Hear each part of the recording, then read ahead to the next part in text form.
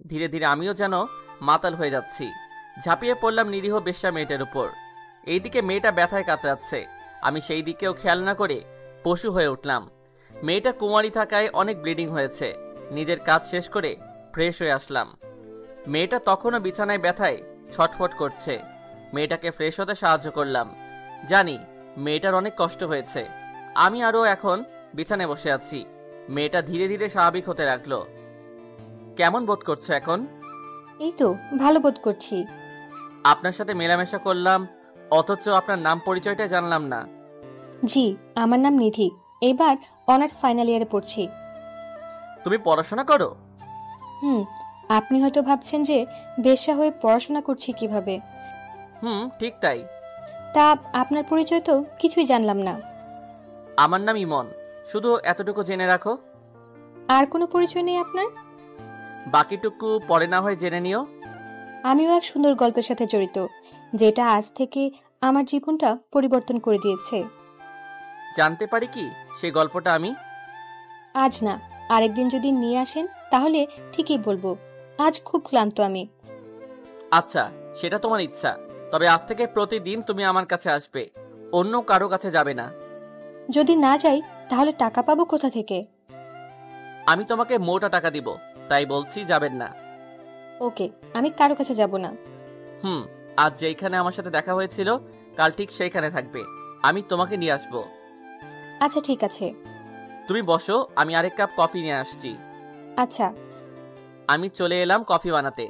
কফির কাপ নিয়ে রুমে ঢুকে দেখি নিধি কার সাথে যেন কথা বলছে, আর আমাকে দেখে কলটা কেটে দিয়েছে। এই নাও তোমার কফি। ধন্যবাদ। আচ্ছা, আপনি কি একা থাকেন? একাই থাকি। কেন? আপনি আপনার ঘরের যা অবস্থা করে রেখেছেন, এটা কি মানুষ করে? নিধি কথা শুনে কিছুটা লজ্জা পেলাম। আসলে সারাটা দিন অফিসে থাকি তো, তাই সহজে গুছানো হয় না। আচ্ছা, এখন বিছানা থেকে নামুন। কেন, কি হয়েছে? আরে বাবা, নামতে বলেছি, নামুন। এত কথা বলছেন কেন? আমি বিছানা থেকে নেমে দাঁড়ালাম। নিধি আমার পুরোটা রুম সুন্দর করে গুছিয়ে দিল। এই কি, তুমি এই কাজ করছো কেন? আজ করেছি, কাল আপনি করবেন। আমি আজ দেখিয়ে দিলাম। ও আচ্ছা। নিধির সাথে কিছুক্ষণ গল্প করে ঘুমিয়ে পড়লাম। ভোর রাতে অনুভব করলাম যে কেউ একজন আমাকে ধাক্কাচ্ছে। ঘুম ঘুম চোখে তাকিয়ে দেখি যে নিধি দাঁড়িয়ে আছে। কি হয়েছে তোমার?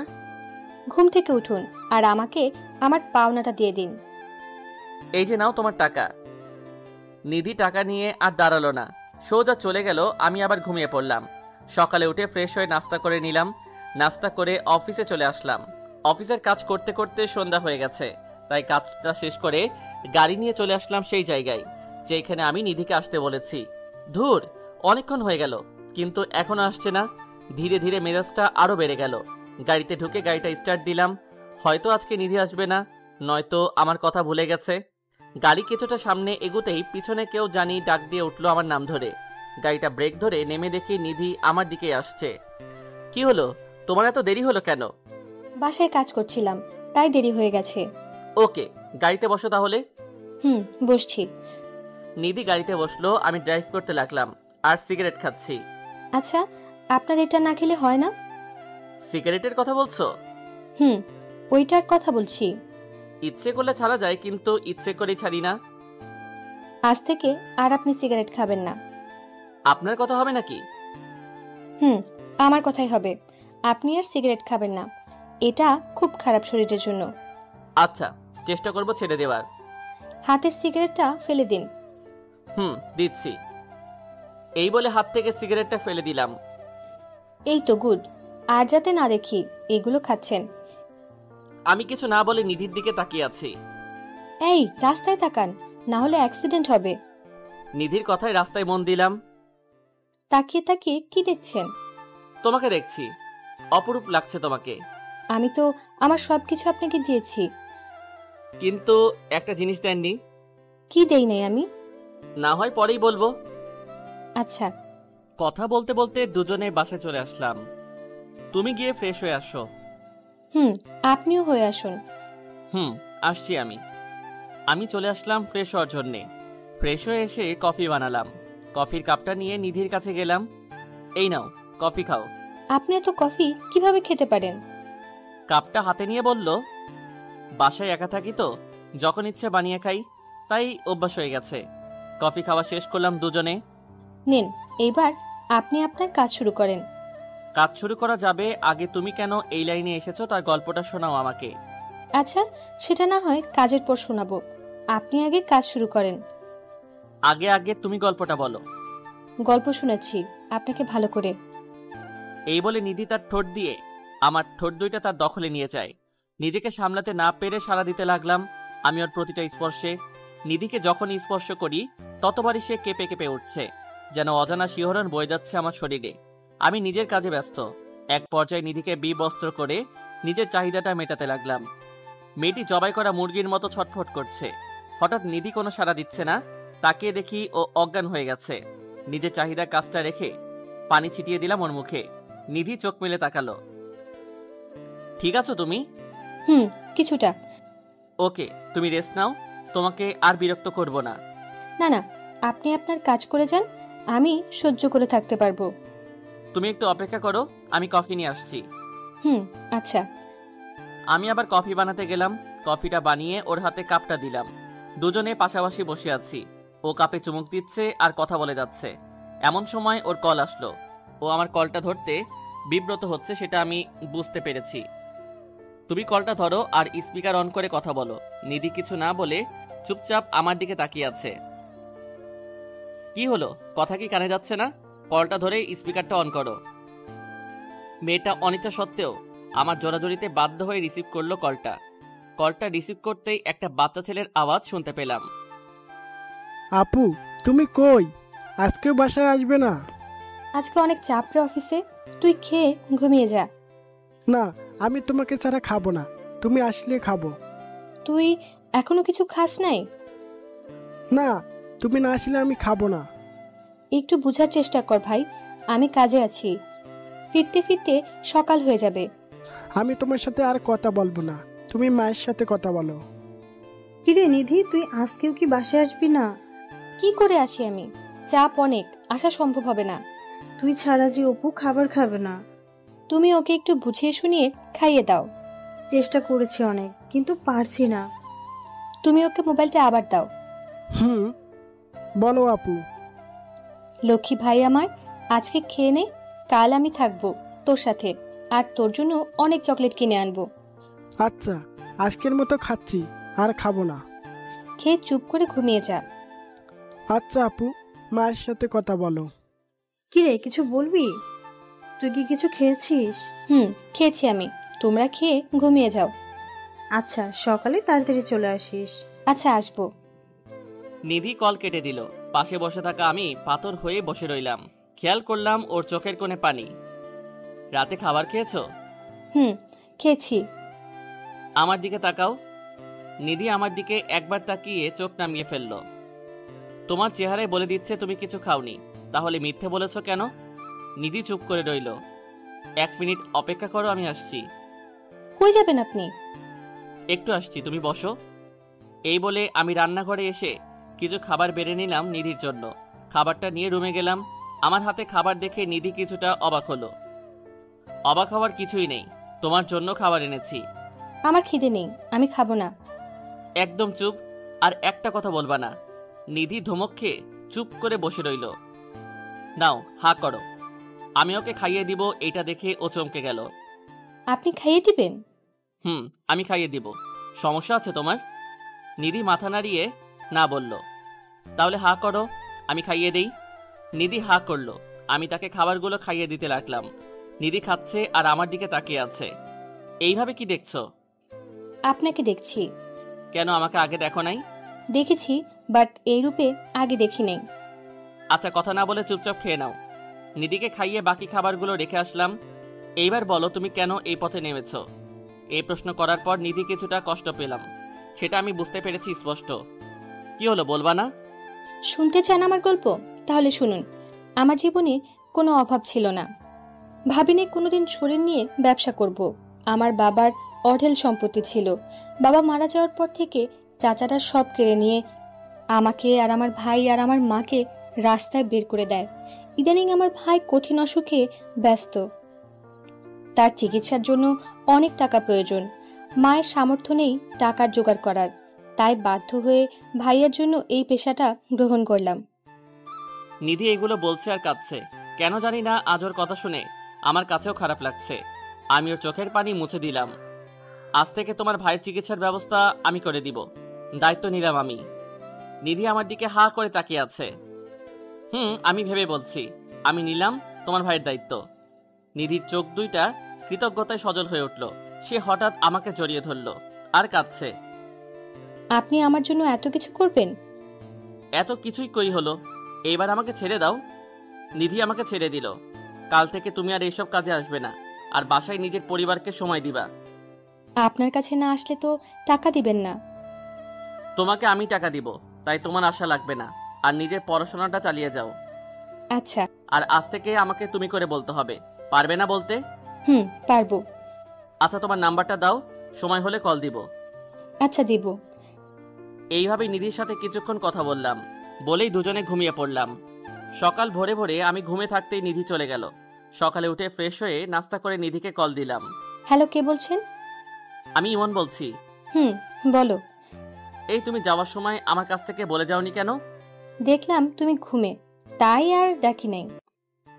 নিজের পাওনাটা নিবে না? ওইটা না হয় আমার ভাইয়ের জন্য জমা থাকুক। ও আচ্ছা। নাস্তা করেছো? করেছি, তুমি করেছো? করেছি। এখন কলেজে যাচ্ছি। ওকে, সাবধানে যেও। তুমিও সাবধানে অফিসে যেও। বাই। Okay, bye. কলটা কেটে দিয়ে অফিসের জন্য রেডি হয়ে অফিসে চলে আসলাম। কাজ করতে করতে দুপুর হয়ে গেছে। এমন সময় নিধির কল আসলো। বলো নিধি। এই, দুপুরে কিছু খেয়েছো? না, পরে খাবো। তুমি খেয়েছো? খেয়েছি। তুমি খাওনি কেন? পরে খাবো, কাজ করছি তাই। ওকে, দ্রুত খেয়ে নিবা। খাবো। আজকে তোমার আর আমার বাসায় আসার প্রয়োজন নেই, তুমি বাসায় থেকো। আচ্ছা, থাকবো। ওকে, বাই। কল কেটে দিয়ে অফিসের কাজে মন দিলাম। কাজটা শেষ করে বাসায় ফিরে আসলাম। রাতের খাবার খেয়ে নিলাম। ঘুমানোর জন্য প্রস্তুতি নিয়ে ঘুমিয়ে পড়লাম। এই কি নিধি, তুমি হঠাৎ বাসায়? তোমাকে ইনভাইট করতে এসেছি। আমাকে ইনভাইট করতে এসেছো? কিসের জন্য?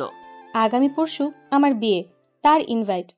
নিধির কথা শুনে যেন আকাশ থেকে পড়লাম। আমিও যে নিধিকে মনে মনে অনেকটাই ভালোবাসি, হয়তো প্রকাশ করা হয়নি, তাই বলে নিধি বিয়ে করবে? এসব কি বলছো তুমি? তোমার বিয়ে মানে? আমার বিয়ে মানে আমার বিয়ে। তাহলে আমার কি হবে? তোমার কি হবে মানে? আমিও যে তোমাকে খুব ভালোবাসি। কি? তুমি আমাকে ভালোবাসো? অনেক ভালোবাসি তোমাকে। তোমাকে ছাড়া থাকা যে অসম্ভব। তাহলে সেটা প্রকাশ করলে না কেন? তোমাকে হারানোর ভয়ে, যদি তোমাকে হারিয়ে ফেলি তাই। এখন তো আমাকে হারিয়ে ফেলেছো, কয়দিন পর আমি আরেকজনের বউ হব। না প্লিজ নিধি, এমনটা করো না। আমি যে অসহায় হয়ে যাব। নিধি কিছু না বলে হাঁটতে লাগলো। আমি ওকে পিছন থেকে ডাকছি, নিধি দাঁড়াও, প্লিজ দাঁড়াও। হঠাৎ ঘুমটা ভেঙে গেল আমার। পুরো শরীর দিয়ে আমার ঘাম বের হচ্ছে। তাহলে কি এটা স্বপ্ন দেখলাম? কিন্তু নিধিকে নিয়ে দেখলাম কেন? বুকটা এখনো ধপাস ধপাস করছে। ঢকঢক করে এক গ্লাস পানি খেয়ে নিলাম, তাও যেন কেউ বুকের ভিতর হাতুড়ি দিয়ে পিটাচ্ছে। আচ্ছা, আমি নিধিকে নিয়ে এই স্বপ্ন দেখলাম কেন? এই 2 দিনে মেয়েটার প্রতি মায়া জন্মে গেছে, তাই বলে এই স্বপ্ন দেখবো আমি? নিধিকে একটা কল দিব? না থাক, হয়তো এখনো ঘুমিয়ে আছে, তাই আর কল দিলাম না। হঠাৎ মোবাইলে যেন কেউ কল দিয়ে বসলো। তাকিয়ে দেখি নিধির কল। কি ব্যাপার নিধি, এই সময় কল দিল কেন? কোনো সমস্যা হয়নি তো? দ্রুত মোবাইলটা রিসিভ করলাম। এত রাতে কল দিলে যে, কোনো সমস্যা হয়েছে? না, আমার ঘুম আসছে না, তাই কল দিয়েছিলাম। তোমাকে বুঝি বিরক্ত করলাম? না না, কিসের বিরক্ত? তুমি ঘুমাওনি? ঘুমিয়েছিলাম, কিন্তু একটা অদ্ভুত স্বপ্ন দেখছি, তাই ঘুমটা ভেঙে গেল। কি স্বপ্ন দেখেছো? সেটা এখন না, পরে বলবো। তোমার ঘুম আসছে না কেন? জানি না কেন আসছে না, তবে কল কাটার পর আসবে হয়তো। ও তাই? তাহলে ঘুমিয়ে পড়ো। সকালে আমার অফিস আছে। ওকে, গুড নাইট। Good night. কলটা কেটে দিয়ে আমি আবারও হারিয়ে গেলাম ঘুমের রাজ্যে। সকালে ঘুম থেকে উঠে ফ্রেশ হয়ে নিলাম। নাস্তা করার পর দেখি নিধি কল দিয়েছে। কলটা রিসিভ করলাম। বলো। এই, তুমি কি বেরিয়েছো? না, এই তো এখন বের হব। আচ্ছা, তুমি বের হও। কেন, কি হয়েছে? কিছু না, তুমি বের হও। এই বলে নিধি কল কেটে দিল। আমি রেডি হয়ে নিচে আসলাম। নিচে এসে দেখি নিধি দাঁড়িয়ে আছে। আরে তুমি, তাও এই সময়? কলেজে যাব। তো যাও, এইখানে কি? আমি তোমার সাথে যাব। আচ্ছা, তাহলে অফিসে যাওয়ার সময় নামিয়ে দিব তোমাকে। আচ্ছা। দুজনে গাড়িতে বসলাম। আমি ড্রাইভ করছি। কাল রাতে ঘুম হয়েছে? হয়েছে কোনো মতে। বেশি ভালো না হওয়ার কারণ? কারণটা অন্য কেউ, যে আমার রাতের ঘুমটা কেড়ে নিয়েছে। তা কে সে ব্যক্তি? নাম বলা যাবে না, আছে একজন। তা তোমার ঘুম না আসার কারণ? আমার কারণ আছে, সেটা বলা যাবে না। কি এমন কারণ যে আমাকে বলা যাবে না? এখন না, পরে বলবো। আচ্ছা, হঠাৎ আমার সাথে কলেজে যাবার কারণ? কোনো কারণ নেই, এমনি যাচ্ছি। তা কাল কি স্বপ্ন দেখেছো তা তো বলবে না? সেটা বলে দিলে তো মনের কথা বলা হয়ে গেল। মানে বুঝলাম না। না কিছু না, এমনি। এখন গাড়ি চালান। আমি কথা না বলে ড্রাইভ করতে লাগলাম। নিধিকে কলেজে নামিয়ে দিয়ে আমি চলে আসলাম অফিসে। আজ অফিসে কাজ কম, তাই বসে বসে রেস্ট নিচ্ছি। হঠাৎ দেখি নিধি আমার ক্যাবিনে ঢুকলো। ওর দিকে তাকিয়ে আছি হা করে। আরে নিধি, তুমি এইখানে? আমার অফিস চিনলে কেমনে? আর এইখানে এসেছো কেন? আরে স্যার, কি বলছেন? আমি ফারিহা, নিধি না। ফারিয়ার কথায় ঘোরটা কেটে গেল।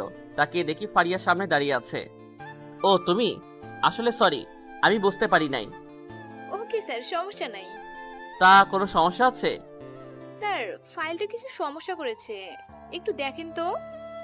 কই দাও ফাইলটা। ফারিয়ার কাছ থেকে ফাইলটা নিয়ে ওকে বুঝিয়ে দিলাম। ওকে স্যার, তাহলে আমি যাই। ওকে যাও। আচ্ছা, আমি ফারিয়াকে নিধি মনে করলাম কেন? সব জায়গায় কেন যেন আমি নিধিকে দেখতে পাই। অফিসের কাজ শেষ করে বাসায় ফিরে নিজের জন্য কিছু রান্না করলাম। এমন সময় নিধির কল আসলো। এ কি করো? কি আর করবো, রান্না করছি। রান্না করতে বুঝি কষ্ট হয়? কেন, তুমি করো নাই কোনোদিন? না, মা সবসময় রান্না করে, তাই আমার করার প্রয়োজন নেই। আমার তো মা নেই এইখানে, তাই আমি নিজে রান্না করছি। ওকে, তাহলে খাওয়ার পর কল দিও আমাকে। ওকে দিব। কলটা কেটে দিয়ে খাবারটা খেয়ে শুয়ে রইলাম, আর পাশাপাশি মোবাইল টিপছি। আবার নিধি কল দিল। বলো। তোমার কি খাওয়া এখনো হয়নি? হয়েছে, আর এখন মোবাইল টিপছি। আমাকে কল দেওয়ার কথা কি মনে ছিল না? ও, একদম ভুলে গেছি, সরি। ভুলে তো যাবেই। আচ্ছা শোনো না, বলো। আপু আর মা তোমাকে দেখতে চায়। তা কিভাবে দেখা করব? আমার তো অফিস আছে। না, আমি কোনো কিছু শুনতে চাই না। তোমাকে আসতেই হবে কাল। কাল আসতেই হবে? আমি কাল কলেজে যাব না, আর তুমি কাল আমাদের বাসায় আসবে। আমি তো ঠিকানা জানি না। আমি মেসেজ করে পাঠিয়ে দেব তোমাকে। আচ্ছা ঠিক আছে, আসবো। আমি তোমার অপেক্ষায় থাকবো। হুম। আচ্ছা তুমি ঘুমাও, গুড নাইট। ওকে, গুড নাইট। কলটা কেটে দিয়ে কিছুক্ষণ মোবাইল টিপলাম, তারপর তলিয়ে গেলাম গভীর ঘুমে। সকালে উঠে ফ্রেশ হয়ে মোবাইলটা চেক করে দেখি নিধি তার ঠিকানা পাঠিয়ে দিয়েছে। নাস্তা করে রেডি হলাম নিধির বাসায় যাওয়ার জন্য। ওদের বাসার ঠিকানা খুঁজে বের করে ওদের দরজায় কলিং বেল চাপ দিয়ে দাঁড়িয়ে আছি। একটু পর একজন মহিলা এসে দরজাটা খুলে দিল। কে আপনি? আর কাকে চাই? ইয়ে মানে নিধি নামের কেউ থাকে এখানে? তোমার নাম কি ইমন? জি, আমার নাম ইমন। ও, তাহলে তুমি ইমন। আসো বাবা, ভিতরে আসো। আমি মহিলার পিছন পিছন ভিতরে ঢুকলাম। আমি সোফাতে বসে আছি, এমন সময় একটা ছেলে আসলো আমার কাছে। ভাইয়া, আপনি এসেছেন? জানেন, আপনার জন্য এতক্ষণ ধরে অপেক্ষা করছি। তোমার নাম অপু? কেন, তুমি আমাকে চিনো না? তোমাকে তো আগে দেখি নাই, তাই চিনতেও পারি নাই। জানো, আমি তোমার নামে আপুর কাছে অনেক কিছু জেনেছি। তা কি জেনেছো? তোমার নামে অনেক সুনাম করেছে আপু। তাই নাকি? তা তোমার আপু কই? আপু তো ও রুমে। আচ্ছা, আমি ডাক দিয়ে আসি। দাও। আপু চলে গেল নিধিকে ডাকার জন্য। আমি ওদের বাড়ির চারপাশে দেখতে লাগলাম। আরে তুমি এখানে? আর আমি তোমাকে খুঁজে যাচ্ছি। নিধির কথা শুনে ওর দিকে তাকিয়ে হা করে দাঁড়িয়ে আছি। নিধি আজ সুন্দর করে সেজেছে, ঠিক আমার মনের মতো। নীল কালার একটা ড্রেস, চোখে কাজল আর ঠোঁটে হালকা লিপস্টিক। ওকে দেখতে দারুণ লাগছে। এই কি হলো তোমার? নিধি ধাক্কা খেয়ে ধ্যান ভেঙে গেছে। ওর দিকে তাকিয়ে আছি। আমার ডায়াবেটিস হয়েছে মনে হয়। তোমার ডায়াবেটিস হয়েছে কখন আর কিভাবে? এত সুন্দর আর মিষ্টি করে সাজলে তো ডায়াবেটিস হবেই। হ্যালো মিস্টার, আমি আপনার ডায়াবেটিসের জন্য সাজিনি, সেজেছি ঘুরবো বলে। তুই ঘুরতে যাবে আজকে? যাব, তাও তোমার সাথে। আমার সাথে মানে? তোমাকে এখানে আনার প্ল্যান হচ্ছে মা আর আপুর সাথে পরিচয় করিয়ে দিয়ে, তারপর আমি আর তুমি সারাদিন ঘুরবো। আমি যদি না ঘুরতে যাই তাহলে কি করবে? মেরে নাক ফাটিয়ে দেব। এখন চলো। চলো। আজকে প্রথম নিধির সাথে ঘুরতে যাব। ভালোবাসার মানুষের সাথে ঘুরতে যাওয়ার অনুভূতি আগে হয় নাই। আর আজকে নিধিকে প্রপোজ করে দিব, যা হবার হবে। আউচ! এই তুমি আমাকে চিমটি কাটলে কেন? তুমি কি বয়রা নাকি? অনেকক্ষণ যাবত আমি ডাকছি, অথচ তুমি শুনছো না। আসলে আমি একটা কথা ভাবছি, তাই শুনতে পারি নাই। এভাবে হাঁটবে নাকি একটা রিক্সা নেবে? ওকে দাঁড়াও, আমি রিক্সা ডাকছি। একটা রিক্সা ডেকে নিধির পাশে বসলাম। নিধির পাশে বসতেই আজান শিহরণ দিয়ে কাজ করছে মনে। ইমন, তুমি কি কিছুই বুঝো না? আমি আবার কি বুঝবো? সত্যি কিছু বুঝো না? আরে আজব তো, বলবো তো কি বুঝবো। না, কিছু না, এমনি বললাম। চলো রিক্সা থেকে নেই, ওই জায়গায় যাই। চলো। রিক্সা থেকে নেমে ভাড়াটা পরিশোধ করে আমি আর নিধি চলে আসলাম একটা লেকের পাশে। চারদিকটা খুব শান্ত বিরাজ করছে। একটা পিচ্চি মেয়ে ফুল নিয়ে যাচ্ছে। আমি ওর কাছ থেকে অনেকগুলো গোলাপ কিনলাম। এগুলো আবার কার জন্য কিনেছো? আমি কিছু না বলে ওর সামনে গিয়ে হাঁটু গেড়ে বসলাম। চুপচাপ ওর মুখের দিকে তাকিয়ে বলতে লাগলাম, জানি না তুমি আমাকে কি জাদু করেছো। শত ব্যস্ততার মাঝে মাঝে আমি শুধু তোমাকে দেখতে পাই। আমার প্রতিটা নিঃশ্বাসে যেন তোমার অস্তিত্ব খুঁজে পাই। আমার প্রতিটা অনুভূতি যেন তোমাকে ঘিরে। আমি তোমাকে শত ব্যস্ততার মাঝেও ভালোবেসে ফেলেছি। পারবি কি আমার অগোছালো জীবনটা গুছিয়ে দিতে? I love you. চোখটা বন্ধ করে চুপচাপ বসে আছি নিধির উত্তরের আশায়। জানি না সে কি বলবে আমাকে। হয়তো আমাকে নিষেধ করে দিবে। হালকা চোখ খুলে দেখি নিধির চোখে পানি। আমি উঠে ওকে জড়িয়ে ধরলাম। জড়িয়ে ধরার সাথে সাথে যেন ওর কান্না আগের থেকে বেড়ে গেল। এই পাগলি, কাঁদছো কেন? এই কান্না কষ্টের নয়, বরং খুশির। কোনোদিন আমাকে ছেড়ে যাবে না তো? না, কোনোদিন যাব না। তুমি শুধু আমার। মনে থাকে যেন। আচ্ছা, এইবার চোখের পানি মুছে ফেলো বলছি। মুছলাম। এইবার মিষ্টি করে হাসি দাও। দিলাম। চলো এইবার ওইখানে গিয়ে বসি। চলো। দুজনে পাশাপাশি বসে আছি। আচ্ছা, আমাকে প্রপোজ করার চিন্তা আসলো কিভাবে? তোমাকে আমি নিজের অস্তিত্বের সাথে মিশিয়ে দিয়েছি। তা কিভাবে মিশিয়েছো? তোমাকে নিয়ে আমি রাতে স্বপ্ন দেখেছি, আবার আমার সহকর্মীকে তুমি ভেবে উল্টাপাল্টা কথা বলেছি। তাই নাকি? সব তোমার জন্য। আমাকে জাদু না করলেই পারতে। আচ্ছা, তোমার খারাপ লাগে না একজন পতিতার সাথে বসে আছো আর প্রেম করছো? নিধির মুখে পতিতা নামটা শুনে কিছুটা কষ্ট পেলাম। তুমি তো পতিতা না, তুমি তো আমার কাছে এসেছিলে আর আমি তোমাকে গ্রহণ করেছি। আমার কাছে তুমি পতিতা নও। আমাকে গ্রহণ করে কি নিজের জীবনটা নষ্ট করে দিলে? একটা থাপ্পড় দিব এখন, আর একটাও কথা বলবা না। একটা থাপ্পড় দিব এখন, আর একটাও কথা বলবা না। যেটা সত্যি তাই বললাম। আমি চলে যাব নাকি এখান থেকে? ওকে, সরি, আর বলবো না। মনে থাকে যেন, আমি তোমাকে খুব শীঘ্রই বিয়ে করে নিজের করে নিব। আমাকে তোমার বাবা মায়ের কাছে নিয়ে যাবে না? অফিসটা বন্ধ দিলে আমি তোমাকে নিয়ে যাব। ওকে। এখন চলো কিছু কিনবো। কি কিনবে এখন? আগে চলো, তারপর দেখবে কি কিনি। ওকে, চলো। নিধিকে নিয়ে একটা মার্কেটে গেলাম। মেয়েদের শপে ঢুকতেই নিধি হাত ধরে ফেললো। কি হলো, হাত ধরলে কেন? এটা তো মেয়েদের পণ্যের দোকান, এখানে তুমি কি করবে?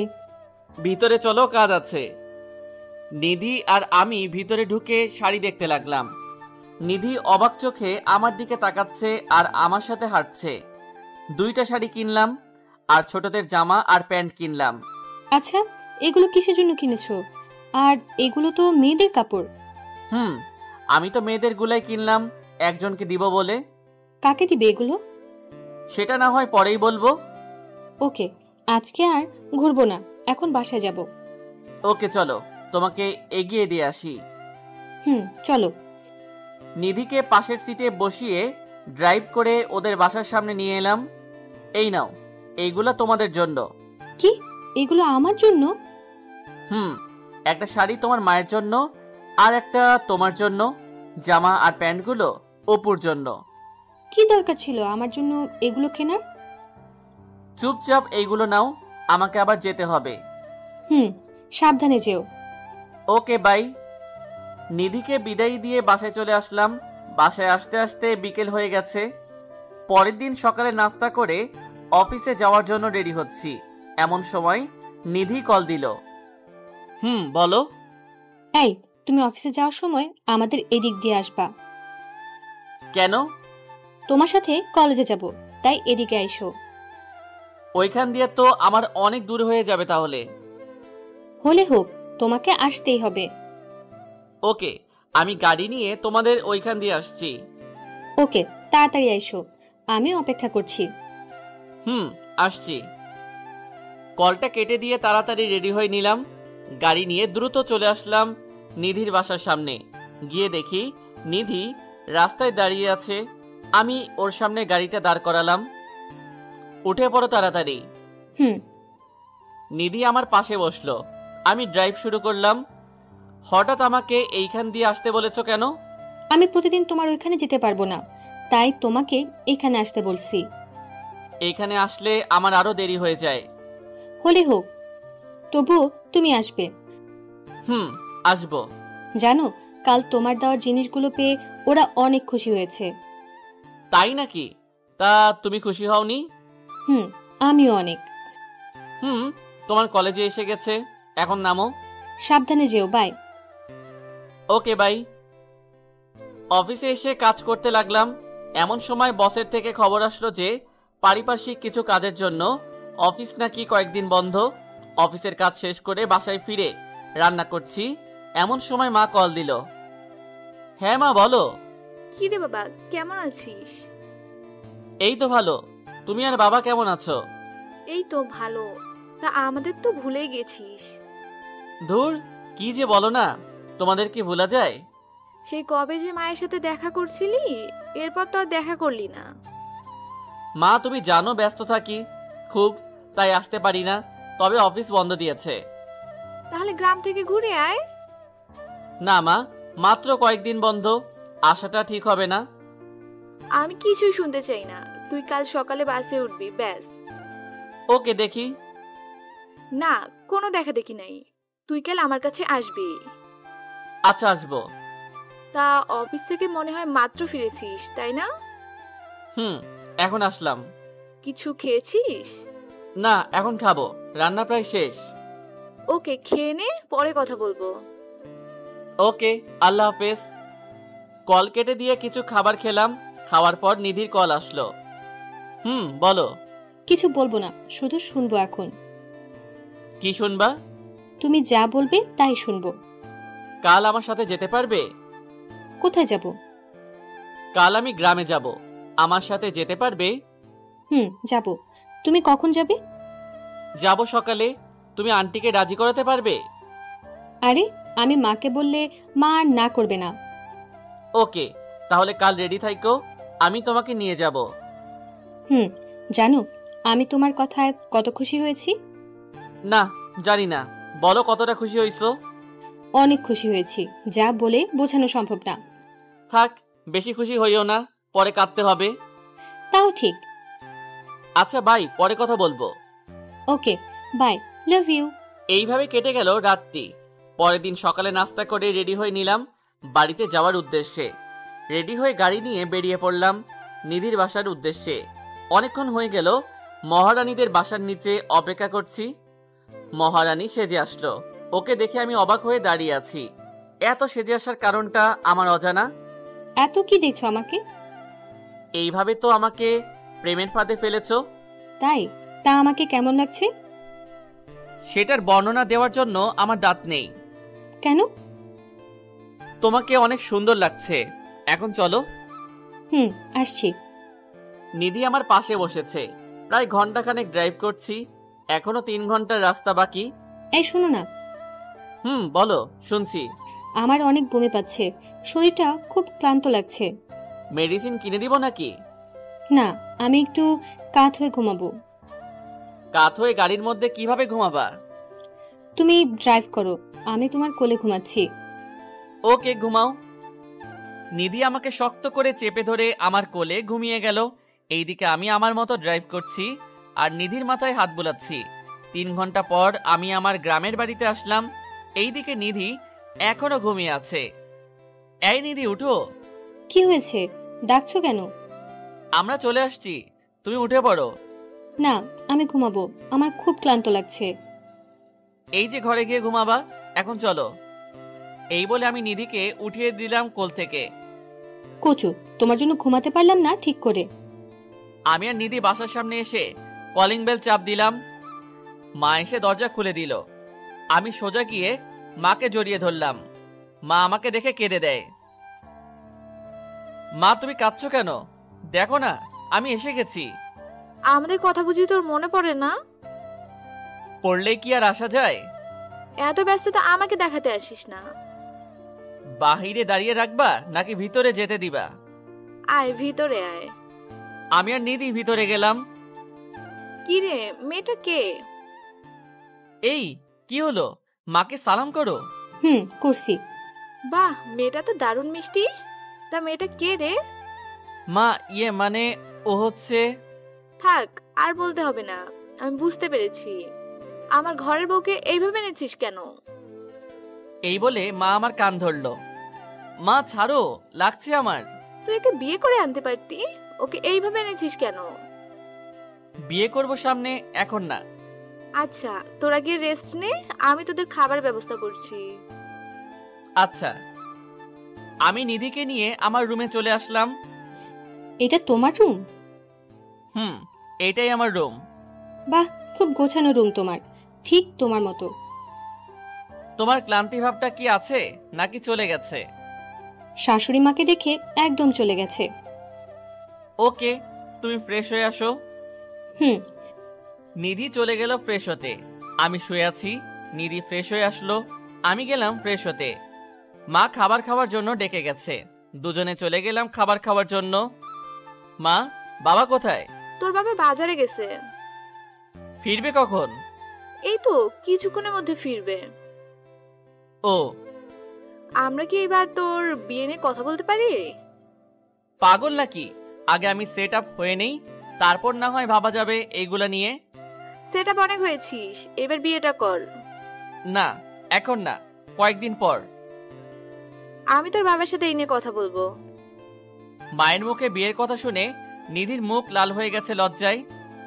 লজ্জা নিয়ে খাবারটা খেয়ে রুমে আসলাম। কিছুক্ষণ পর আমার রুমে নিধি আসলো। এ কি, তুমি আমার রুমে কি করছো? এমনি আসলাম তোমার রুমে।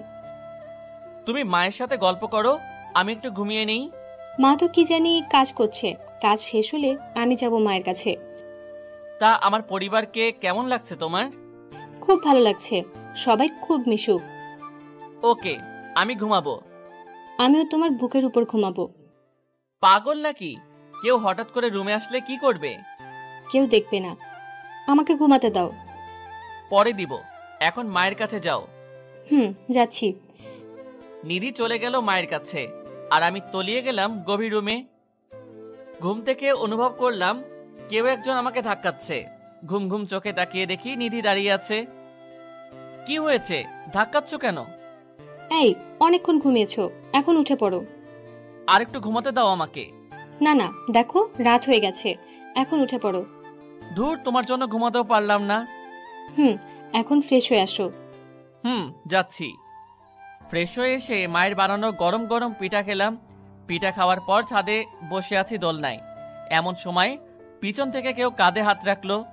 পিছনে তাকিয়ে দেখি নিধি দাঁড়িয়ে আছে। দাঁড়িয়ে আছো কেন? বসো এখানে। তা একা একা কি করছো? এমনি বসে আছি। তা তুমি আসলে যে? তোমাকে খুঁজে বেড়াচ্ছি আমি, তাই ভাবছি যে তুমি এখানে আছো। অনেকদিন পর গ্রামে আসায় মনটা খুব ফ্রেশ ফ্রেশ লাগছে। কাল আমাকে একটু গ্রাম দেখতে নিয়ে যাবে? যাব। হাত সরাও, আমি তোমার কোলে মাথা রেখে ঘুমাবো। ঘুমাও। নিধি আমার কোলে শুয়ে আছে, আর আমি তার মাথায় বিলি কেটে দিচ্ছি। আচ্ছা, আমরা কবে ঢাকা ফিরবো? এই তো 2 দিন পর। মাকে ছেড়ে যেতে খারাপ লাগছে আমার। বিয়ে করে বউ করে আনলে মাকে নিজে করে নিও। আমি তোমাকে এখনই নিজের আপন করে নিয়েছি। তুমি যে আমার জীবনে আসবে তা আমি কোনোদিন কল্পনা করি নাই, আর এতটা ভালোবাসবো তা আমার কল্পনার বাহিরে। আমারও ঠিক এই অবস্থা। এই, তুমি কি ঘুমাচ্ছ? তোমার কোলে মাথা রাখার পর ঘুম পাচ্ছে অনেক। তাহলে উঠে রুমে যাও, ঘুমিয়ে পড়ো। না, আমি এখানে আর তোমার কোলে ঘুমাবো। ধুর, পাগলের মতো কথা বাদ দিয়ে এখন উঠো। তোমার জন্য ঘুমাতেও পারি না ঠিক মতো। কোলে এখন না, পরে ঘুমাইও। এখন রুমে যাও। যাচ্ছি। নিধি চলে গেল রুমে। আমি কিছুক্ষণ ছাদে বসে রুমে চলে আসলাম। এসে দেখি পাগলিটা আমার রুমে ঘুমিয়ে গেছে। রুমে এসি চলছে। রুমটা অনেক ঠান্ডা হয়ে গেছে। ওর শরীরে কাঁথাও নেই, তাই একটা কাঁথা ওর শরীরে দিয়ে দিলাম। ও ঘুমের ঘোরে আমার হাতটা ধরে রেখেছে। আমি ওর কপালে একটা ভালোবাসার পরশ এঁকে অন্য রুমে চলে আসলাম। এসে ঘুমিয়ে গেলাম। পরের দিন ভোর রাতে অনুভব করলাম কেউ একজন বুকের উপর খুব চাপ দিচ্ছে। ঘুম চোখে দেখি নিধি শুয়ে আছে। আমি ওকে দেখে লাফ দিয়ে উঠেছি, যার কারণে নিধি মাটিতে পড়ে গেল। ও মারে, মরে গেলাম রে, কোমরটা মনে হয় শেষ। ওর চিৎকার শুনে দ্রুত ওর মুখ চেপে ধরলাম। এই কি করছো? এত জোরে চিৎকার করছো কেন? তুমি আমাকে ফেলে দিলে কেন? তুমি যেইভাবে শুয়েছিলা আমি ভাবছি আরো ভূত শুয়ে আছে। তাই বলে কি এইভাবে আমাকে ফেলে দিবা নাকি? হয়েছে বাবা, সরি। এখন তুমি তোমার রুমে যাও। আমি যেতে পারবো না, আমার কোমর ব্যথা করছে। কেউ দেখার আগে আমি তোমাকে দিয়ে আসি। না, আমি তোমার বুকে ঘুমাবো, তাহলে ঠিক হয়ে যাবে। আরে না, কেউ দেখে ফেললে সমস্যা হবে। কিছু হবে না, আমি সকাল হলে চলে যাব। তবুও না, তুমি এখন তোমার রুমে যাও। না, আমি যাব না। এখন আমি চিৎকার করব বলে দিলাম। ধুর, তোমাকে নিয়ে আর পারি না। তোমাকে পারতে হবে না। এই বলে নিধি আমাকে জোর করে জড়িয়ে ধরে শুয়ে পড়ে। যেভাবে শুয়ে আছো সেভাবেই থাকো, নড়াচড়া করবা না একদম। করব না। গুড। ভোরে ভোরে চলে যেও কিন্তু। ওকে। নিধিকে বুকের মাঝে রেখে আবারও ঘুমিয়ে পড়লাম। সকালে উঠে দেখি নিধি আমার বুকে এখনো শুয়ে আছে। এই উঠো, মা চলে আসবে।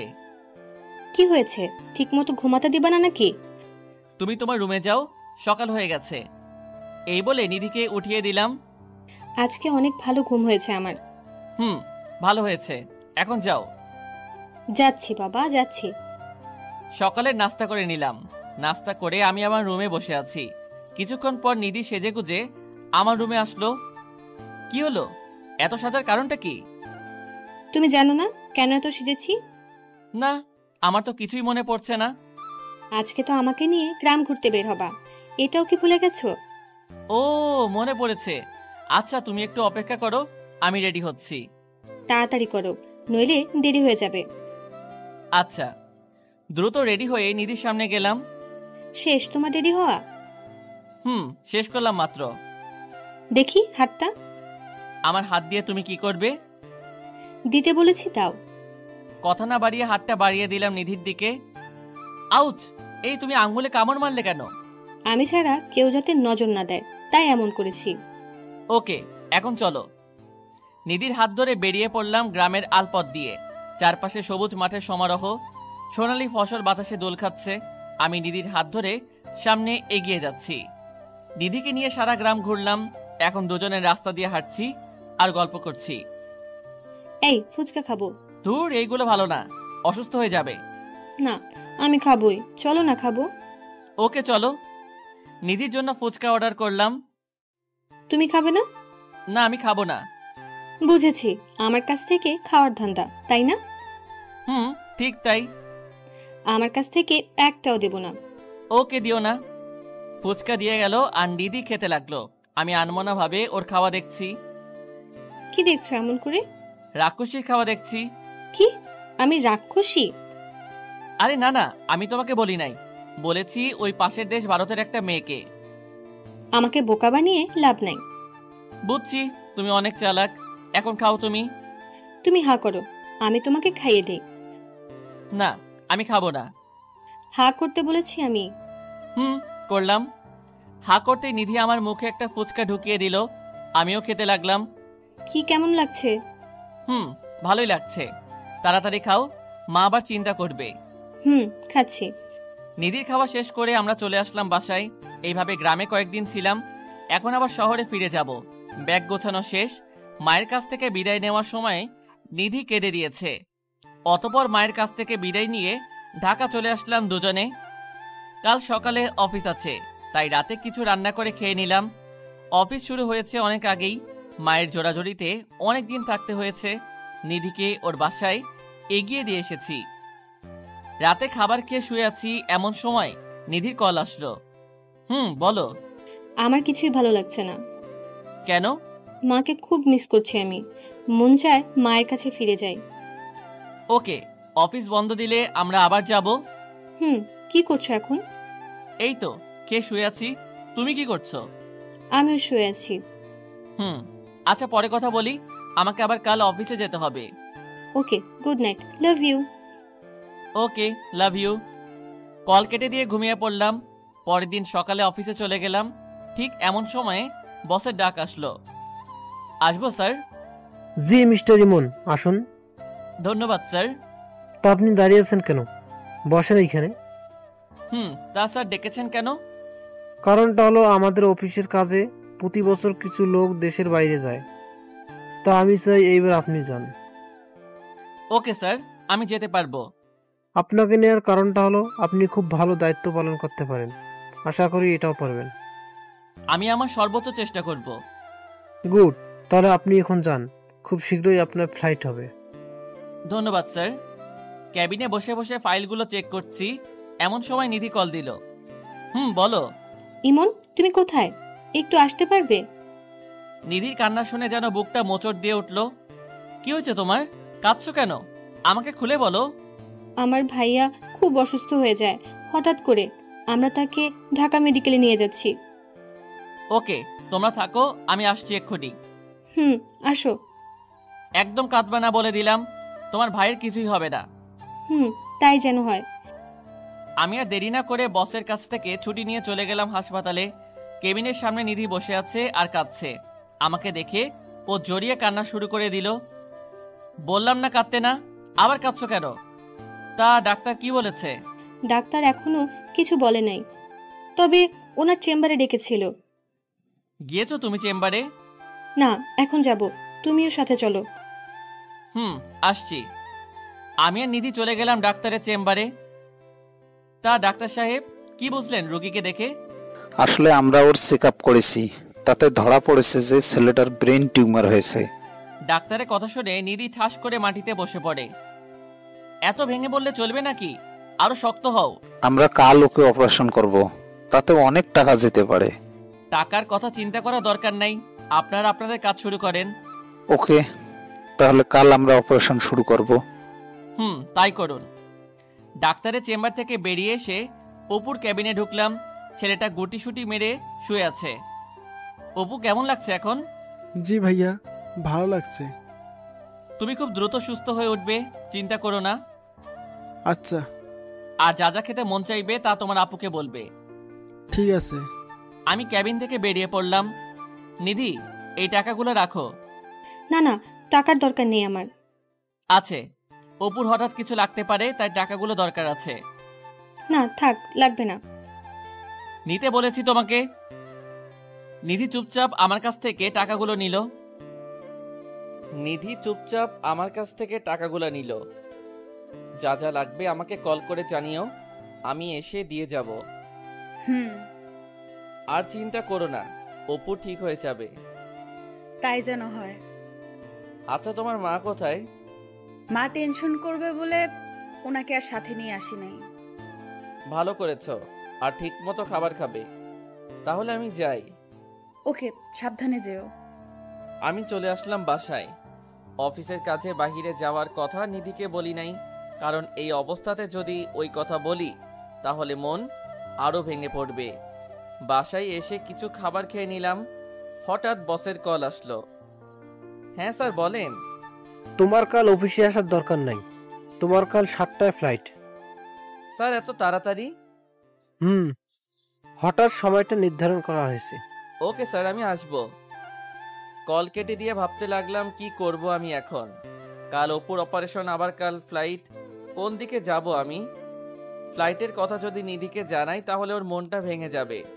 না থাক, ওকে কাল আমার ড্রাইভারকে দিয়ে টাকাটা পাঠিয়ে দিব, আর সময় বুঝে ফ্লাইটের কথাটা বলবো। তাড়াতাড়ি করে ব্যাগটা গুছিয়ে নিলাম। অপুর খবর নেওয়ার জন্য নিধিকে কল দিলাম। নিধির মোবাইল বন্ধ আছে, হয়তো চার্জ নেই মোবাইলে। রাতে মোবাইলটা চার্জ দিয়ে শুয়ে পড়লাম। ভোর রাতে উঠলাম। আচ্ছা, নিধিকে কি এখন কল দিব? না থাক, ও এখন ঘুমাচ্ছে। বিরক্ত করে লাভ নাই। অপারেশনের টাকা আমার ড্রাইভারের কাছে দিয়ে আমি চলে আসলাম এয়ারপোর্টে। অফিসের আরও কর্মকর্তা আমার সাথে যাচ্ছে। আমরা সবাই সিঙ্গাপুরে যাব। সবাই বিমানে বসলো আর বিমান সিঙ্গাপুরের উদ্দেশ্যে উড্ডয়ন করলো। এইদিকে অপুর অপারেশন এখন হবে।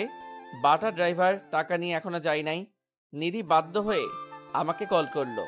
ফ্লাইট মোড অন থাকার কারণে মোবাইল বিজি বলছে। বারবার চেষ্টা করেও লাভ হয়নি। নিধির খুব চিন্তা হচ্ছে। কি হলো, আপনি কি এখনো টাকার ব্যবস্থা করতে পারেননি? ডাক্তার সাহেব, টাকার ব্যবস্থা করা আছে, আপনি অপারেশন শুরু করেন, আমি আসছি। ওকে। নিধি বাধ্য হয়ে আমার বাসায় চলে আসলো। এসে দেখে বাসায় তালা দেওয়া। যেইটা দেখার মানসিক প্রস্তুতি নিধির ছিল না। সে আবারও পাগলের মতো আমাকে কল করতে লাগলো, কিন্তু প্রতিবার বিজি বলছে। শেষমেশ সে ধপাস করে মাটিতে বসে পড়ে। তাহলে কি ইমন আমাকে ঠকালো? যাকে এত বিশ্বাস করলাম সে কিনা আমাকে ঠকাতে পারলো। নিজের সর্বস্ব দিয়েও ভাইটার জন্য কিছু করতে পারলাম না। আমি কোনোদিন ভাবতেও পারি নাই যে ভালোবাসার নাম করে সে আমাকে এভাবে ঠকাবে। তাহলে কিসের জন্য আমি নিজেকে সামলে রেখেছি? আমি আবার হয়ে উঠবো পতিতা। আরে, যার জন্য এত কিছু করলাম সেই যদি আমাকে ঠকাতে পারে, তাহলে আমি কেন ওর জন্য নিজেকে সংযত করে রাখবো? নিজের ভাইয়ের জন্য আমি সবকিছু করতে পারি। আমাকে যেই করেই হোক টাকার ব্যবস্থা করতে হবে। এই বলে নিধি নিজের ভাইয়ের জীবনটা বাঁচানোর জন্য চলে গেল পতিতালয়। সে আজ নিজেকে বিলিয়ে দিবে। যত এগুচ্ছে তত মনে হচ্ছে সে পাপের দিকে যাচ্ছে। তার মন কিছুতেই সাড়া দিচ্ছে না। অবশেষে নিজের ইচ্ছার বিরুদ্ধে সে চলে গেল পতিতালয়। একজন বড়লোক ব্যক্তি নিধিকে টাকার বিনিময়ে পছন্দ করেছে। নিধি এখন রুমে বসে আছে আর মাথাটা নিচু করে কাঁদছে। কারো উপস্থিতি টের পেয়ে সে একটু নড়ে চড়ে বসলো। এই যে সুন্দরী, ওইভাবে না থেকে আমার কাছে আসো। নিধি এইবার নিজেকে সামলাতে পারলো না, হুড়হুড় করে কেঁদে দেয়। দয়া করে আমাকে ছেড়ে দিন, আমি অনিচ্ছায় এই কাজে আসছি। আমি তোমাকে মোটা টাকা দেব, এখন আমার চাহিদা মেটাও। আমি আপনার পায়ে পড়ি, আমাকে যেতে দিন।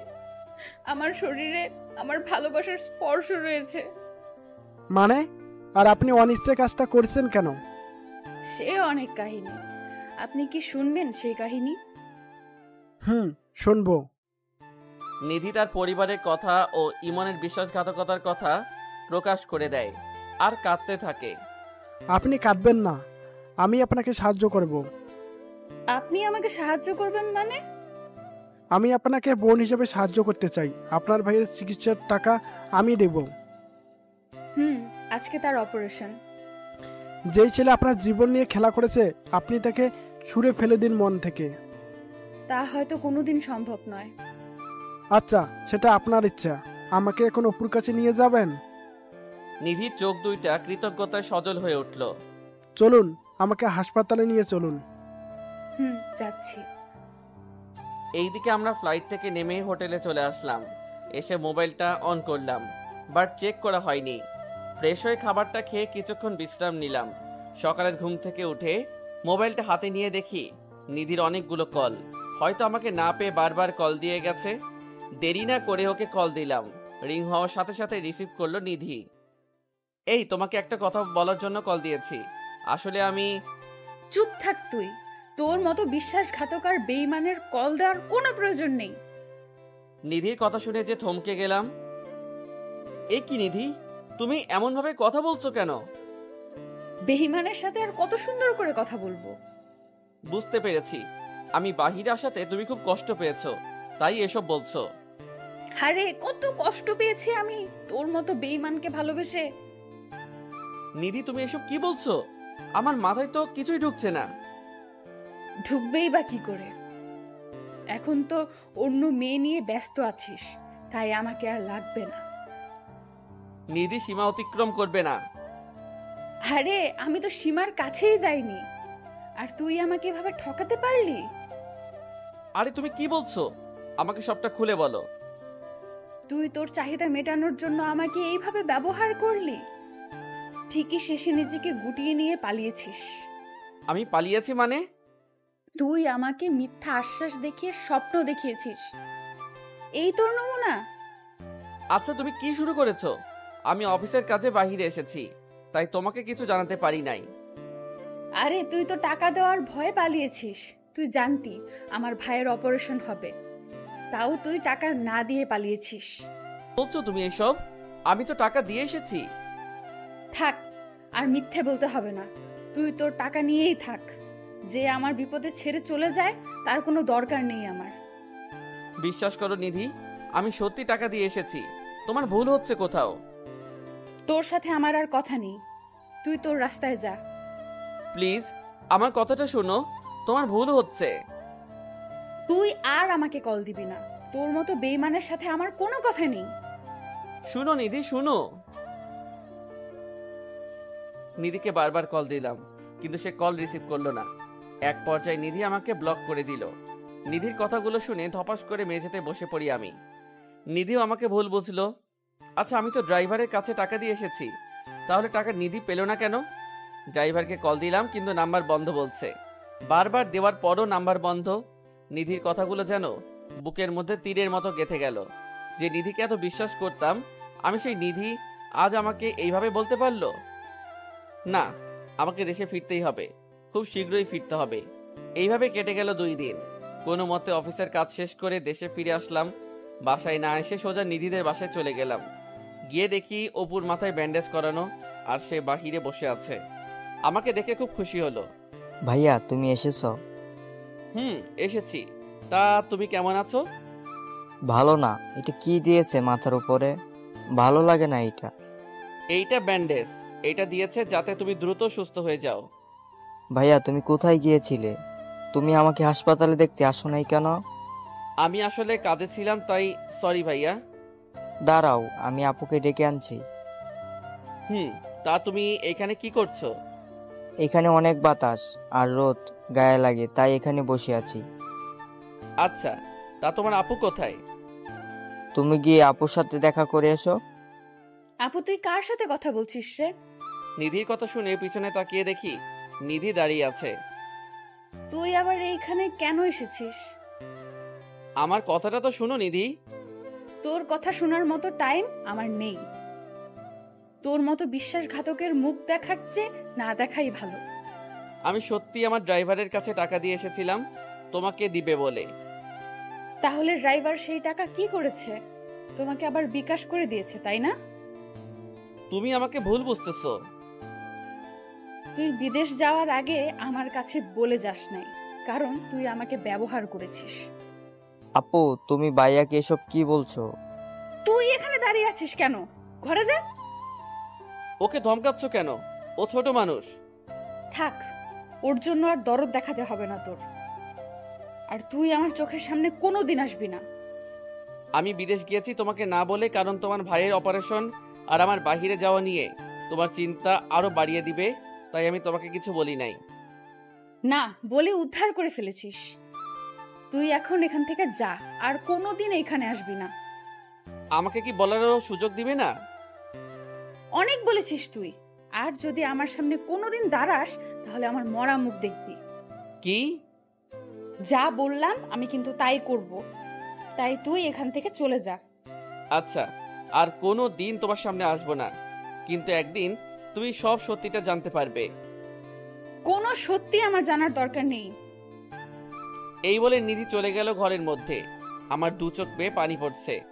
হঠাৎ কারো নরম হাতের স্পর্শে আমার চোখে পানি মুছে গেল। তাকিয়ে দেখি অপু দাঁড়িয়ে আছে। ভাইয়া কান্না করো না, আপু খুব পচা, আমি আর আপুর সাথে কথা বলবো না। ধুর, কই কান্না করছি? তোমার আপু তো আমাকে খুব ভালোবাসে, তাই তার সাথে কথা না বললে তোমার আপু তো খুব কষ্ট পাবে। পাক কষ্ট? আপু তোমাকে কষ্ট দিয়েছে? ধুর গাধা, কই কষ্ট দিয়েছে আমাকে? যাও তুমি এখন ঘরে যাও। যাব। আমাকে কিন্তু দেখতে আসবা মাঝে মাঝে। আসবো। আমি চলে আসলাম বাসায়। আস্তে আস্তে অনেকটাই দেরি হয়ে গেছে। জীবনে কোনোদিন সিগারেট খাই নাই। আজকে কষ্ট ভোলার জন্য 2 প্যাকেট নিয়ে আসলাম। রাতের খাবারটা না খেয়ে কিছু সিগারেট খেলাম। অসহ্য মাথা ব্যথার কারণে ঘুমিয়ে পড়েছি। পরের দিন সকালে অফিসে গেলাম না।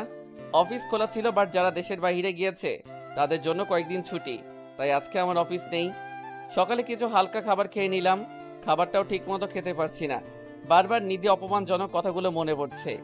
ড্রাইভারের সাথে হিসেব মেটানোর জন্য চলে গেলাম ওর বাসায়। গিয়ে দেখি ও বাহিরে বসে আছে আর চায়ের কাপে চুমুক দিচ্ছে। আমি রাগের মাথায় গজগজ করতে করতে ওর কাছে গিয়ে 2টা থাপ্পড় বসিয়ে দিলাম ওর গালে। সাথে সাথে ওর হাত থেকে কাপটা ছিটকে পড়ে যায় আর ও আমার কাছ থেকে 3 হাত দূরে গিয়ে পড়ে। ও আমার দিকে তাকাতে খুব অবাক হয়ে যায়। হয়তো ও আমাকে তার বাসায় আশা করে নাই। আমি গিয়ে ওর কলার চেপে ধরলাম। কি রে, এত বিশ্বাস করলাম তোর উপর, আর তুই কিনা আমাকে এইভাবে ঠকালি? স্যার আমার কথাটা তো শুনুন। তোর কোনো কথাই আজ শুনবো না। থাপ্পড় খেয়ে ওর ঠোঁট ফেটে রক্ত বের হচ্ছে। তোর যখন যা লাগে আমি তখনই তোকে তা দিয়েছি, তাহলে কেন আমার সাথে এমনটা করলি? তোকে আমি নিজের ভাই ভেবেছি। স্যার আমার কোনো দোষ নেই, আমার কথাটা আপনাকে শুনতে হবে। তোর মতো বেইমানের কথা শুনে আমার কি হবে? আমার যা হারাবার আমি তো তাই হারিয়েছি, শুধু তোর জন্য। না, আপনি কিছুই হারান নাই স্যার। আমি আপনার কথা মতো সেদিন টাকা দিতে গিয়েছিলাম। তারপর কি হয়েছে তারপর বল। আমি সেদিন টাকা নিয়ে একটা নির্জন রোড দিয়ে যাওয়ার সময় কিছু বকাটে ছেলের শিকার হই আমি। তারপর কি হয়েছে? তারপর ওরা আমাকে সার্চ করে টাকাগুলো নিয়ে যায়। বাহ, ভালোই গল্প বানিয়েছিস। বিশ্বাস করুন স্যার, এটা গল্প না। টাকা দেয় নাই বলে ওরা আমার পিঠে কোপ দিয়ে দেয়। বিশ্বাস না হলে আপনি দেখুন। এই বলে ড্রাইভার তার শার্ট খুলে দেখায় আমাকে। সত্যি তার পিঠে অনেকটাই জখম করা কাটা স্থান রয়েছে। তারপরও যদি বিশ্বাস না হয় তাহলে আমার মায়ের কসম খেয়ে বলছি স্যার, আপনার একটা টাকাও আমি নেই। তাহলে তোর মোবাইল বন্ধ কেন? এই ঘটনার পর আমি হাসপাতালে ছিলাম একদিন, আর আপনার ভয়ে মোবাইলটাও বন্ধ করে রেখেছি। জানিস টাকা না পেয়ে নিধি আমাকে কতটা অপমান করেছে? তার জন্য আমি সরি স্যার। আমাকে মাফ করে দিস, ভুল ভেবে তোর গায়ে হাত তুলেছি। এই বলে আমি চলে আসতে লাগলাম গাড়িতে করে। রাস্তার দিকে নজর পড়তেই দেখি নিধি একজন লোকের গাড়িতে উঠেছে। লোকটার গাড়িটাকে ফলো করতে করতে আসলাম। দেখি একটা বিল্ডিং এর সামনে থামছে। আমি মোবাইলটা বের করে ভিডিও করে নিলাম। দুজনে হাসাহাসি করতে করতে ভিতরে প্রবেশ করলো। আমিও তাদের পিছন পিছন ঢুকলাম। দেখি এইটা একটা অফিস। নিধিকে লোকটা ক্যাবিনে ঢুকিয়ে দরজা আটকে দিল। নিধির এই আচরণ দেখে খুব কষ্ট পেলাম। এখন সে আমাকে ছেড়ে অন্যজনকে নিয়ে ব্যস্ত। চুপচাপ সব দেখেও না দেখার ভান করে বাসায় চলে আসলাম। আসার সময় সিগারেট নিয়ে এসেছি।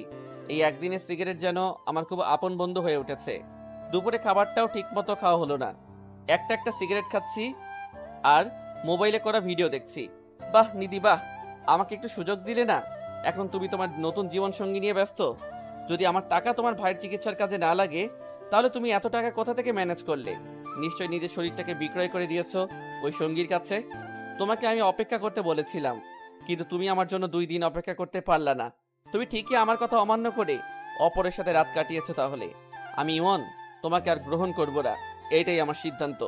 যে এই মেয়ে আমার জন্য অপেক্ষা না করে নিজের শরীরটাকে বিক্রয় করে দেয় তাকে গ্রহণ করা সম্ভব নয়। আজ থেকে নিধির জন্য আমার মনে ভালোবাসার পরিবর্তে থাকবে শুধু ঘৃণা। আজ থেকে নিধিকে আমি ভুলে যাব। সুখে থাকুক সে তার নতুন জীবন সাথীর সাথে।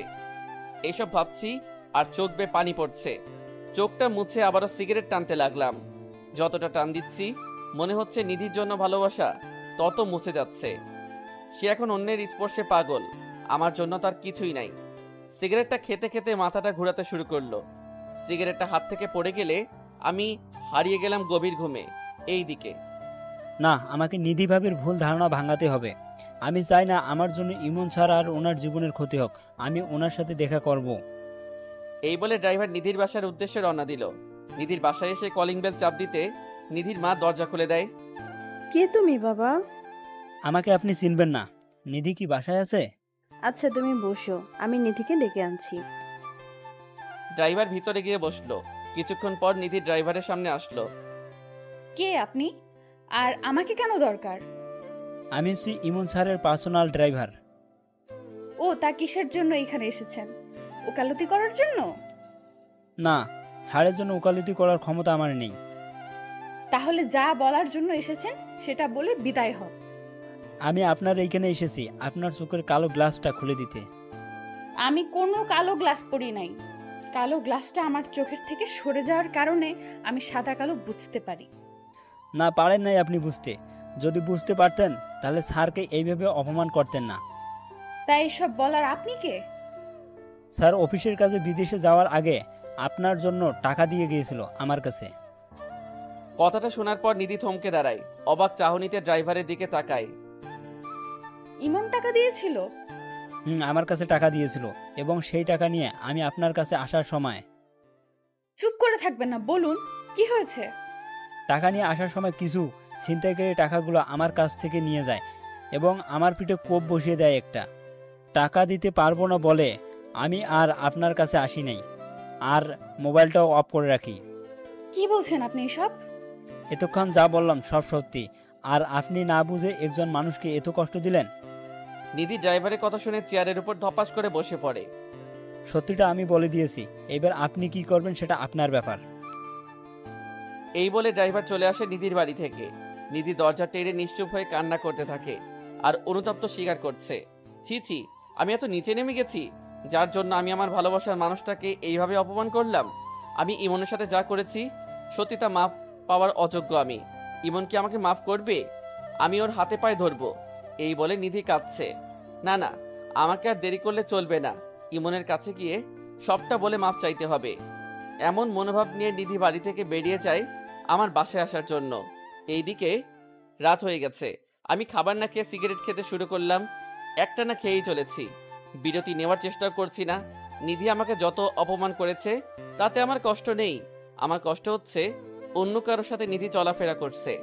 এইসব যত ভাবছি মাথার রাগটা ততই বেড়ে যাচ্ছে। রাগটা কমানোর জন্য একের পর এক সিগারেট খেয়েই চলেছি। হঠাৎ অনুভব করলাম আমার মুখে সিগারেট নেই। তাকিয়ে দেখি পাশে নিধি দাঁড়িয়ে আছে আর আমার সিগারেট ওর হাতে। ওর দিকে তাকাতেই দেখি ওর চোখ কিছুটা লাল হয়ে আছে, হয়তো কান্না করেছে। ওকে দেখে রাগটা আরো বেড়ে গেল। তুমি এইখানে কি করছো? আমি সব সত্যি জানতে পেরেছি, আমি তোমাকে ভুল বুঝেছি, প্লিজ আমাকে মাফ করে দাও। আরে তোমাকে তো আগেই মাফ করে দিয়েছি আমি, এখন এখান থেকে যাও। আরে তুমি সিগারেট খাচ্ছ কেন? আমার মন চাইছে সিগারেট খেয়েছি, এতে তোমার কি? আমার অনেক কিছু কারণ, তুমি আমার সব। নিধির মুখে কথাটা শুনে মেজাজটা বিগড়ে গেল। আরে দূর রাখ তোর প্রেম, তোর মতো নষ্টা মেয়ের কোনো দরকার নেই আমার। আমার মুখে নষ্টা মেয়ে শব্দটা শুনে নিধি প্রচন্ড ধাক্কা খেলো। কি? আমি নষ্টা মেয়ে? তুই নষ্টা মেয়ে। আমার আগেই বোঝা উচিত ছিল যে পতিতাদের মনে কোনোদিন ভালোবাসা জন্মায় না, কারণ সে টাকার পিছনে দৌড়ায়। তুমি আমাকে এভাবে বলতে পারলে? পেরেছি, কারণ আমার টাকা দিয়ে অপুর অপারেশন না হলে তুই এত টাকা কোথা থেকে জোগাড় করেছিস? সেই কাহিনী লম্বা, থাক, দরকার নেই শোনার। আজকে সকালে যাকে নিয়ে গাড়িতে উঠেছিলি সে কি তোকে বিছানায় সুখ দিতে পারছে না, তাই আমার কাছে এসেছিস আবার? চুপ করো, তুমি অনেক বলেছো তুমি। আমার কাছে প্রমাণ আছে। এই বলে ওদের ভিডিওটা দেখিয়ে দিলাম। নিধিকে খুব স্বাভাবিক মনে হচ্ছে। সে আমার ভাই হয়, সে আমাকে বোন ডেকেছে। বাহ, আমি বিদেশ যেতে না যেতে ভাই বানিয়ে ফেলেছিস। তা আজকেও তো ওর সাথে ঘুরেছিলি, কি মনে করিস আমি জানি না? তুমি সব ভুল জানো।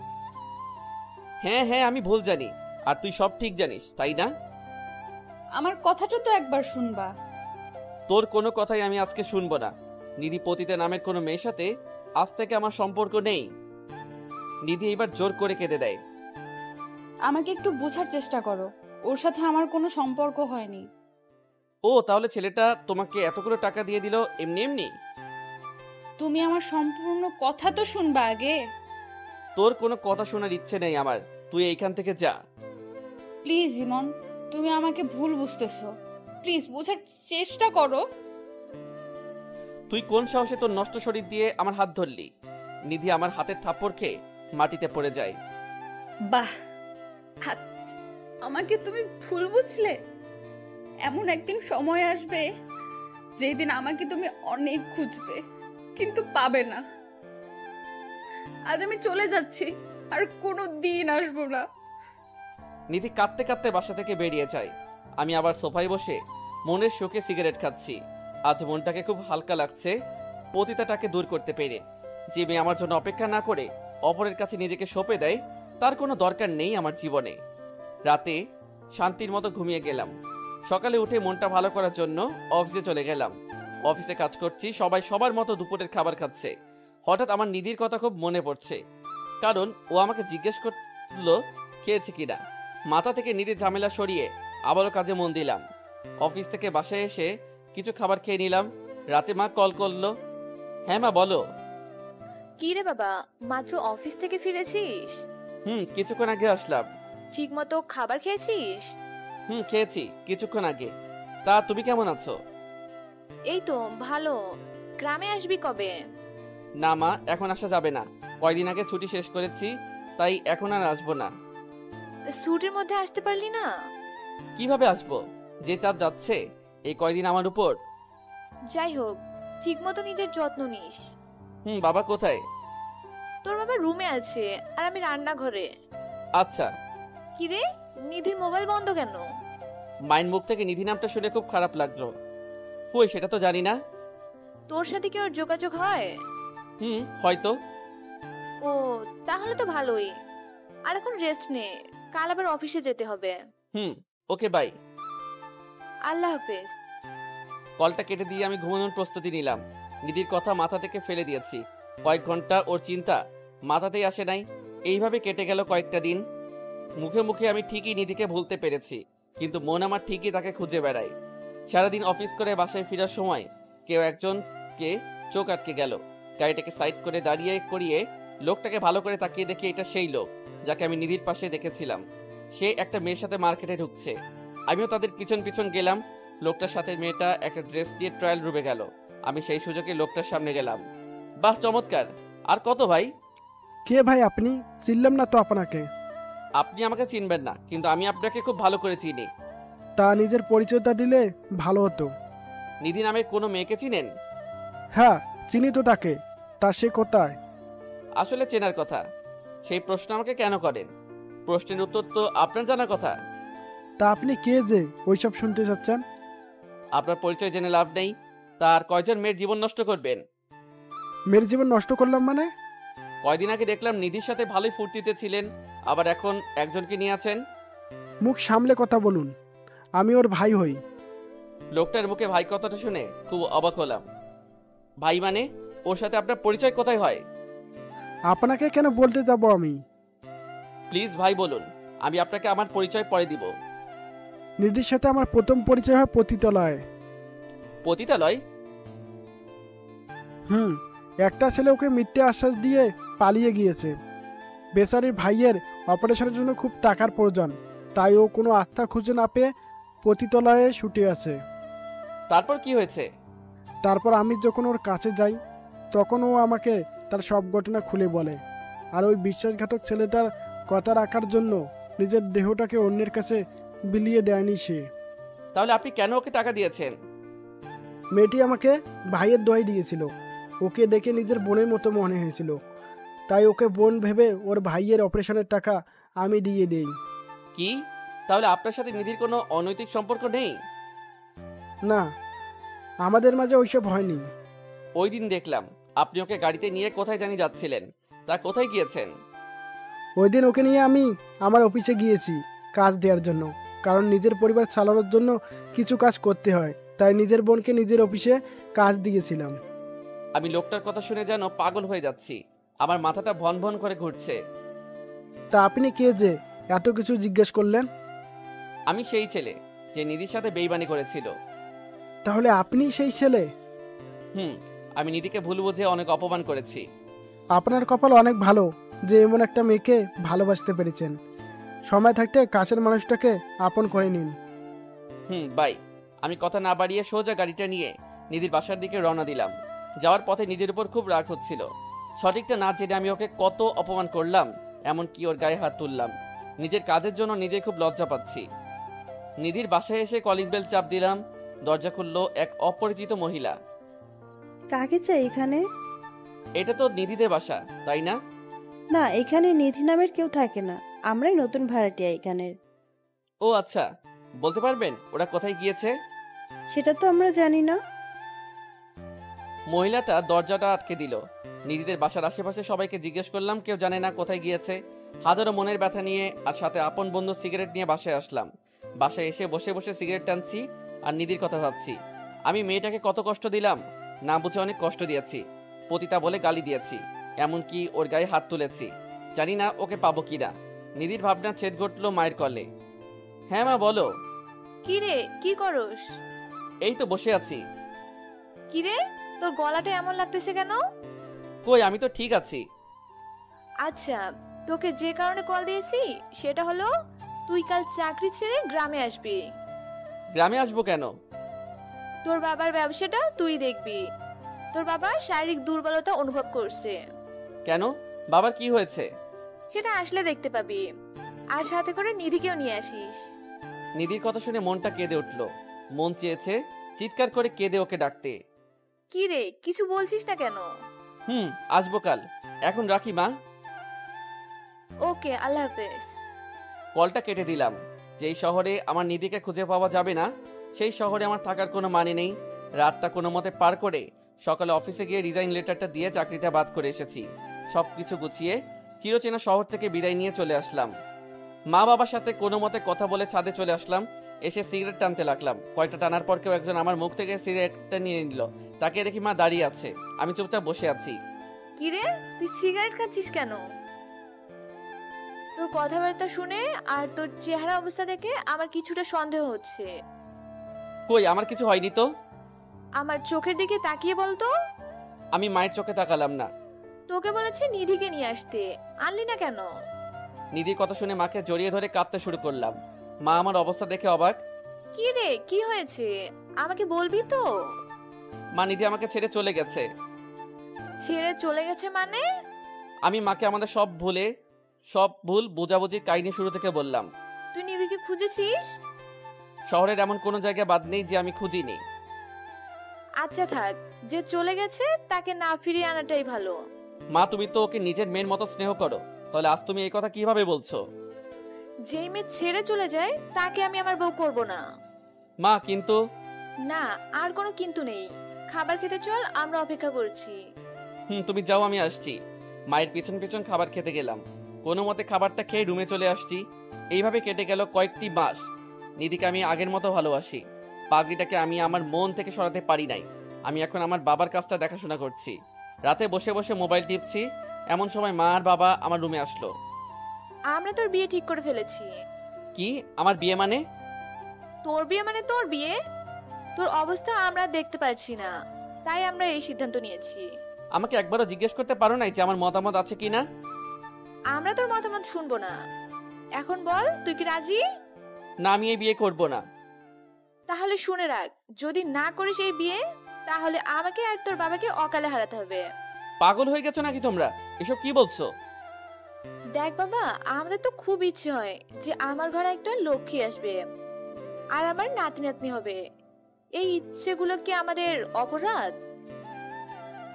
তুই নিধির কথা ভেবে নিজেকে কষ্ট দিচ্ছিস কেন? হয়তো নিধিও তার সংসার নিয়ে ব্যস্ত। হয়তো। তাহলে তুই এই বিয়েতে মত দিয়ে দে বাবা। তোমরা যা ভালো বোঝো তাই করো। এই তো আমার লক্ষ্মী ছেলে। আগামী 2 দিন পর তোর বিয়ে। বাবা